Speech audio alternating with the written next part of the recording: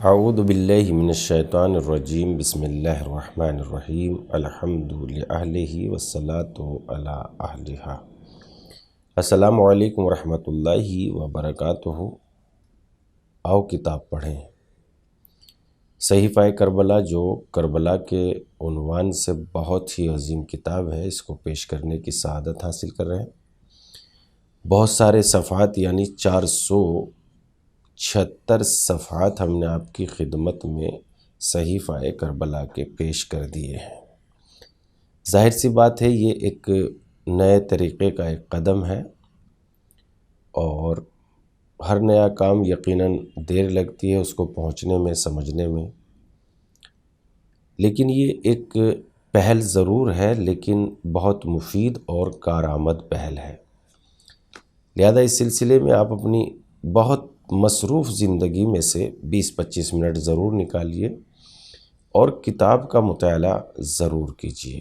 یہ پہلی کتاب نہیں ہے کہ ہم آپ کی خدمت میں اس کو پیش کر کے بات کو تمام کر دیں گے۔ ارادہ تو ہمارا کام کرنے کا مسلسل ارادہ ہے، باقی توفیق الہی کے شامل حال ہونے پر ہی بندہ کچھ کر سکتا ہے۔ لہذا گفتگو 40 کے سلسلے میں چل رہی تھی کہ اہل بیت حرم اسیران کربلا سے کوفہ اور کوفہ سے شام کی قید سے رہا ہونے کے بعد 40 میں کون سی سفر کو کربلا پہنچے۔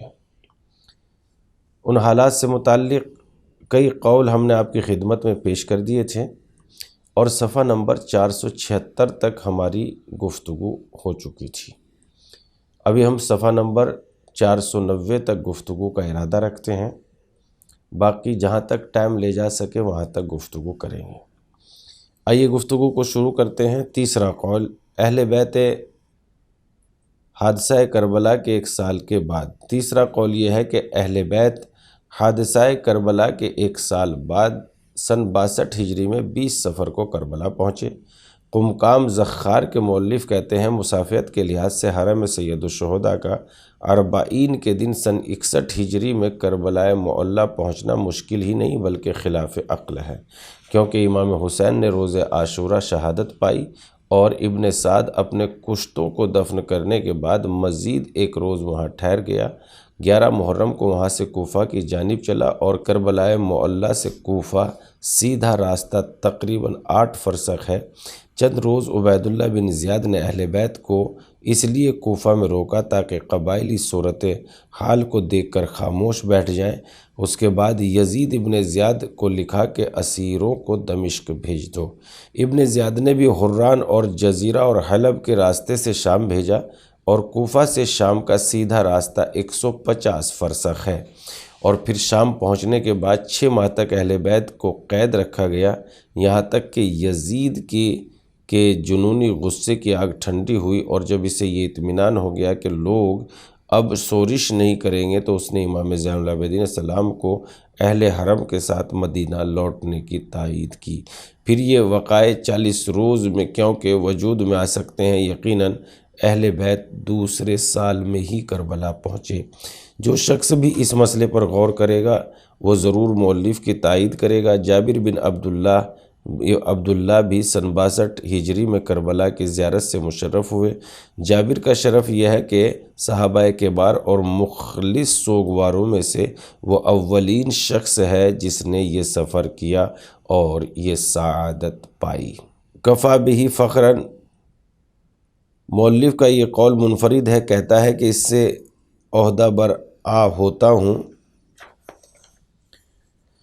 چوتھا قول ایک احتمال اور یہ بھی ہے کہ اہل بیت شام سے رہائی کے بعد پہلے مدینہ آئے اور مدینے سے کربلا گئے، سر حسین بھی اپنے ہمراہ لائے ہوں اور پھر بدن کے ساتھ دفن کیا، لیکن سن 61 کے 40 میں نہیں بلکہ مدینہ واپسی کے بعد کربلا گئے۔ ابن جوزی نے حشام اور دیگر افراد سے نقل کیا ہے کہ سر حسین اسیروں کے ساتھ مدینہ لایا گیا اور پھر کربلا لے جا کر بدن کے ساتھ دفن کر دیا گیا۔ مورخین سے نقل ہوا کہ حادثے کی صورت کا حال تقاضا یہ ہے کہ اہل بیت امام حسین کی شہادت سے 40 دن کی مدت سے زیادہ عرصے میں عراق یا مدینہ واپس ہوئے ہیں۔ ممکن ہے کربلا ان کی واپسی 20 سفر کو نہ ہو، کیونکہ جابر ابن عبداللہ انصاری بھی حجاز سے آئے تھے اور حجاز تک خبر پہنچنے اور وہاں سے جابر کی روانگی کے لیے 40 دن سے زیادہ کی مدت درکار ہے، یا یہ کہ جابر مدینے سے نہیں بلکہ کوفہ یا دوسرے شہر سے آئے تھے۔ کربلا میں قیام۔ رسول اللہ صلی اللہ علیہ وسلم کے غمزدہ اہل بیت کربلا پہنچنے کے بعد اپنے شہیدوں کی عزاداری میں مشغول ہوئے، کیونکہ انہیں اس وقت عزاداری کی اجازت نہیں دی گئی تھی جب کربلا سے کوفہ روانہ ہوئے تھے۔ سید بن طاؤس نے ملحوف میں لکھا ہے کہ دل خراش ماتم ہوا اور اس طرح 3 روز تک عزاداری رہی۔ کربلا سے روانگی۔ اگر عورتیں اور بچے ان مزاروں کے پاس رہتے تو یہ گریہ و زاری اور نوحہ گری میں جان دے دیتے، لہذا علی بن الحسین نے فرمایا اسباب سفر فراہم کیے جائیں اور کربلا سے مدینے کی سمت چلے۔ جب قافلہ کربلا سے مدینے کی طرف روانہ ہونے لگا تو جناب ام کلثوم نے روتے ہوئے یہ فرمایا اور پڑھا، نانا کے مدینے ہمارے آنے کو قبول نہ کر کہ ہم اندھ و غم کے ساتھ واپس لوٹے ہیں۔ ہم تیرے عزیزوں کے ساتھ بیاباں سے باہر نکلے تھے اور واپس آئے ہیں تو نہ ہمارے ساتھ مرد ہیں اور نہ بیٹے۔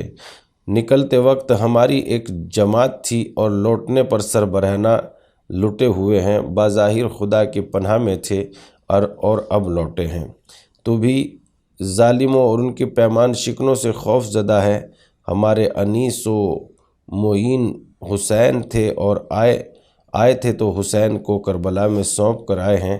ہم بغیر کفیل کے سوگوار ہیں۔ ہم نے اپنے بھائی پر نوحہ کیا، ہمیں اونٹوں پر سوار کیا گیا، ہمیں شریر اونٹوں پر بٹھایا گیا۔ ہم طاہ و یاسین کی بیٹیاں ہیں، ہم باپ کے غم میں رو چکی ہیں۔ ہم لارائب اور پاک ہیں، ہم مخلصین و برگزیدہ ہیں، ہم بلاؤں پر صبر کرنے والے ہیں، ہم سچے نصیحت کرنے والے ہیں۔ نانا ہمارے دشمن کی آرزو پوری ہو گئی، ان کے دل میں قتل حسین کر کے ٹھنڈے ہو گئے، عورتوں کی بے حرمتی کی اور قہری طور پر انہیں اونٹوں پر سوار کیا۔ بشیر مدینے میں اہل بیت کا قافلہ مدینے کی طرف روانہ ہوا۔ بشیر بن جزلم کہتا ہے کہ ہم آہستہ آہستہ چلتے رہے یہاں تک کہ مدینے کے نزدیک پہنچ گئے۔ امام زین العابدین علیہ السلام فرماتے ہیں یہی اونٹوں سے بار اتارا جائے اور خیمے لگائے جائیں۔ اہل بیت خیموں میں اترے۔ علی بن الحسین نے مجھے طلب کیا اور فرمایا خدا تمہارے اوپر رحم کرے، وہ اچھے شاعر تھے، کیا تم بھی شعر کہہ لیتے ہو؟ میں نے عرض کیا فرزند رسول ہاں۔ فرمایا تم ابھی مدینے چلے جاؤ اور لوگوں کو ابو عبداللہ کی شہادت اور ہمارے آنے کی اطلاع دے دو۔ بشیر کہتا ہے کہ میں اپنے گھوڑے پر سوار ہوا، تیزی کے ساتھ مدینہ پہنچا اور مسجد نبوی کے پاس گیا۔ وہاں پہنچ کر بآواز بلند میں نے کہا میں نے یہ شعر پڑھے، میں نے اشعار پڑھے اور اس کا مطلب یہ ہے مدینے والوں اب مدینہ رہنے کی جگہ نہیں رہی کہ حسین قتل ہو گئے، انہی کے سوگ میں میری آنکھوں سے آنسو بہہ رہے ہیں۔ ان کی لاش کربلا میں خون میں غلطہ اور ان کا سر نیزے پر بلند کر کے شہر شہر پھرایا گیا۔ اس کے بعد میں نے لوگوں کو مخاطب کر کے کہا علی بن الحسین اپنی پھوپھی اور بہنوں کے ساتھ مدینے سے باہر خیمہ زن ہے، مجھے انہوں نے ہی بھیجا ہے تاکہ میں تمہیں اس حادثے کی خبر دوں جو ان پر گزرا ہے۔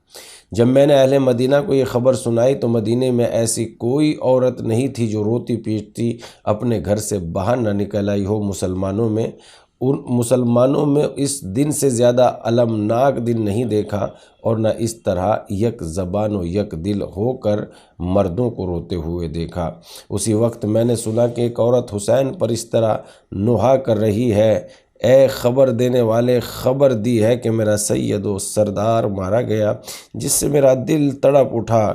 یہ خبر سن کر مجھے مریض کر دیا۔ اے آنکھوں آنسو بہاؤ، بہت زیادہ رو اور زیادہ اشک فیشانی کرو کہ جس کے غم میں عرش خدا کانپ اٹھا۔ دین کی عظمت و جلالت جاتی رہی۔ رسول اور اس کے وصی کے بیٹے پر گریہ کرو۔ اگرچہ ان کی منزل ہم سے بہت دور ہے۔ یہ اشعار پڑھنے کے بعد اس عورت نے مجھے مخاطب کیا اور کہا، اے شخص، حسین کے سوگ میں تو نے ہمارا غم تازہ کر دیا، اور جو زخم ابھی نہیں بھرے تھے انہیں سر نو تازہ کر دیا۔ اب ان کے بھرنے کی امید نہیں ہے، خدا تمہاری مغفرت کرے۔ تم کون ہو؟ میں نے کہا، میں بشیر بن حضلم ہوں، مجھے میرے مولا علی بن الحسین نے بھیجا ہے تاکہ اہل مدینہ کو ان کے آنے کی اطلاع دے دوں، اور ابو عبداللہ کے اہل بیت کے ساتھ فلاں جگہ خیمہ زن ہے، خیمہ لگائے ہوئے ہیں، کاروان کربلا کا استقبال۔ بشیر کہتا ہے کہ سبھی مدینے کے کارواں کی طرف دوڑ پڑے۔ میں نے ابھی اپنے گھوڑے کو تیز کیا لیکن سارے راستے لوگوں سے پر تھے۔ گھوڑے سے اتر کر میں بمشکل ازدحام سے نکلا اور اہل بیت کے خیموں کے پاس پہنچا۔ علی بن الحسین خیمے میں تھے، باہر تشریف لائے۔ آپ کے ساتھ میں ایک رومال تھا جس سے آنسو صاف کرتے تھے۔ ایک آدمی ممبر لایا، آپ اس پر تشریف فرما ہوئے، آپ کی آنکھوں سے اشک جاری تھے۔ لوگوں کے رونے کی آواز بلند ہو گئی، عورتیں بھی گریہ وزاری کر رہی تھیں، مرد ہر طرف سے آپ کو تعزیت و تسلیت دے رہے تھے۔ ساری فضا نالا و شیون کی آواز سے گونج رہی تھی۔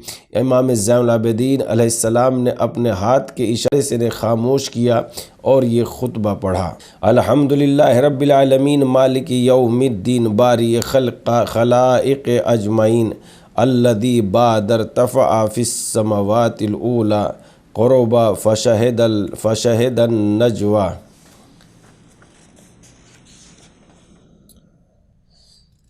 فشہد النجوہ، تمام تعریف اس خدا سے مخصوص ہے جو کہ عالمین کا پروردگار ہے، روز جزا کا مالک ہے، خلائق کا پیدا کرنے والا ہے۔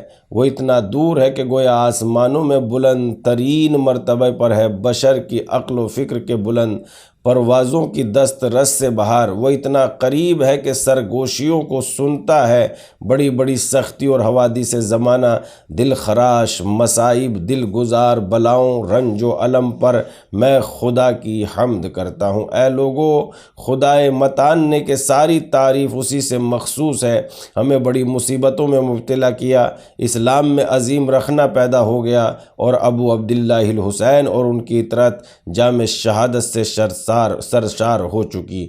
ان کے اہل حرم اور بچوں کو اسیر کیا گیا، ان کے سر کو نیزے پر بلند کر کے شہر شہر پھرایا گیا۔ یہ ایسی مصیبت ہے جس کی نظیر نہیں ہے۔ اے لوگو، تم میں سے ایسا کون ہے جو ان کی شہادت کے بعد خوشی منائے، یا کون سا دل ایسا ہے جو ان کے لیے نہ تڑپے، یا کون سی آنکھ ایسی ہے جو آنسو روک سکے، اور سات آسمان جو کہ مضبوط بنائے گئے ہیں ان کی شہادت پر روئے۔ دریا اپنی موجوں سے، آسمان اپنے رکنوں سے، اور زمین ہر طرف سے، درخت اور ان کی شاخیں، مچھلیاں اور دریا کی بفری ہوئی موجیں، مقرب فرشتے اور آسمان پر رہنے والے سبھی ان پر روئے ہیں۔ اے لوگو، ہم آوارہ وطن ہوئے، پراگندہ ہوئے، گویا ہم ترک و قابل کی اولاد تھے۔ یہ سلوک انہوں نے ہمارے ساتھ اس صورت میں کیا کہ نہ ہم نے کوئی جرم کیا اور نہ کسی ناپسند کام کے مرتکب ہوئے۔ یہاں تک ہم نے اپنے بزرگوں کے بارے میں بھی ایسی باتیں نہیں سنی ہیں، یہ تو صرف من گھڑت ہے۔ خدا کی قسم، اگر رسول خدا انہیں ہم سے جنگ کرنے کا حکم دیتے تو وہ بھی اس سے زیادہ ظلم نہیں کر سکتے تھے۔ انا للہ و انا الیہ راجعون۔ کئی عظیم، دردناک اور دل خراش مصیبت ہے، اور کتنے تلخ اور ہلا دینے والے رنج و محن ہے۔ میں خدا سے اس مصیبت کا اجر چاہتا ہوں جو کہ ہمارے اوپر پڑی ہے۔ وہی غالب اور انتقام لینے والا ہے۔ محمد بن حنفیہ۔ بشیر کہتا ہے کہ محمد حنفیہ کو اہل بیت کے آنے اور حسین کی شہادت کی اطلاع نہیں تھی۔ خبر سن کے ایک چیخ ماری اور کہا، خدا کی قسم، میں نے یہ صورتحال رسول اللہ صلی اللہ علیہ وآلہ وسلم کی وفات کے روز دیکھی تھی۔ یہ شور و شین کیسا ہے؟ چونکہ شدید بیمار تھے اس لیے کوئی ابھی ان سے ماجرا بیان نہیں کرتا تھا، ڈرتا تھا کہ کہیں ان کی روح نہ پرواز کر جائے۔ محمد حنفیہ صورتحال کے سبب معلوم کرنے پر مصر تھے، چنانچہ ان کے غلام نے کہا، اے فرزند امیر المومنین، آپ کے بھائی حسین کوفہ تشریف لے گئے تھے، وہاں کے لوگوں نے ان کے ساتھ غداری کی، پھر انہوں نے ان کے چچا زاد بھائی مسلم بن عقیل کو شہید کیا، اور اب ان کے اہل بیت واپس آئے ہیں، انہوں نے غلام سے دریافت کیا پھر وہ میرے پاس کیوں نہیں آتے؟ اس نے کہا آپ کے منتظر ہے۔ اپنی جگہ سے اٹھے، کبھی گرتے پڑتے کبھی اٹھ کھڑے ہوتے تھے اور کہتے تھے لا حول ولا قوت الا باللہ العلی العظیم۔ گویا انہیں اس مصیبت کا احساس ہو گیا تھا۔ پھر کہا خدا کی قسم مجھے اس سانحہ میں آل یعقوب کے مصائب کا شائبہ لگتا ہے۔ کہتے ہیں کہ میرا بھائی کہاں ہے، میرا میوائے دل کہاں ہے، حسین کہاں ہے؟ لوگوں نے کہا آپ کے بھائی حسین مدینے سے باہر فلاں جگہ خیمہ زن ہے۔ محمد حنفیہ کو گھوڑے پر سوار کیا گیا، ان کے خادم آگے آگے چلے، انہیں مدینے سے باہر لے گئے۔ جب سیاہ پرچموں کے علاوہ کوئی چیز نظر نہیں آئی تو پوچھا یہ کالے پرچم کیسے ہیں؟ خدا کی قسم بنی امیہ نے حسین کو قتل کر دیا۔ چیخ مار کر گھوڑے سے زمین پر گر پڑے اور بے ہوش ہو گئے۔ ان کا خادم امام زین العابدین علیہ السلام کی خدمت میں حاضر و عرض کیا مولا اپنے چچا کی خبر لیجئے، کہیں ان کی روح نہ پرواز کر جائے۔ آپ چلیے، آنکھوں سے آنسو جاری تھے، ہاتھ میں کالا کپڑا تھا جس سے آنسو صاف کر رہے تھے۔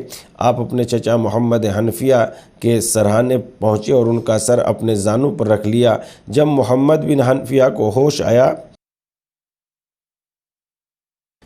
تو امام زین العابدین علیہ السلام سے کہا بھتیجے میرا بھائی کہاں ہے، میری آنکھوں کا نور کہاں ہے، آپ کے والد کہاں ہیں، میرے بابا کا جانشین کہاں ہے، میرا بھائی حسین کہاں ہے؟ امام زین العابدین علیہ السلام نے فرمایا اے چچا میں یتیم آیا ہوں، میرے سات بچے اور مصیبت زدہ و نالا کنا عورتوں کے علاوہ اور کوئی نہیں آیا۔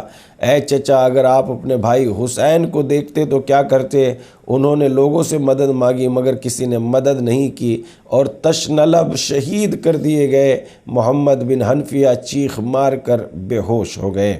علی لعنت اللہ علی قوم الظالمین۔ صحیفہ کربلا جو ہم چند صفحات آپ کی خدمت میں پڑھ کے سناتے ہیں، واقعاً یہ ایک عظیم قدم ہے۔ آپ اس کو انشاءاللہ اہمیت کی نگاہ سے دیکھیں گے اور لوگوں تک پہنچائیں گے۔ صحیفہ کربلا میں پیج نمبر 488 تک ہماری گفتگو پہنچ چکی ہے۔ آج بس اتنا ہی، انشاءاللہ پھر حاضر ہوں گے صحیفہ کربلا کے ساتھ۔ خدا حافظ۔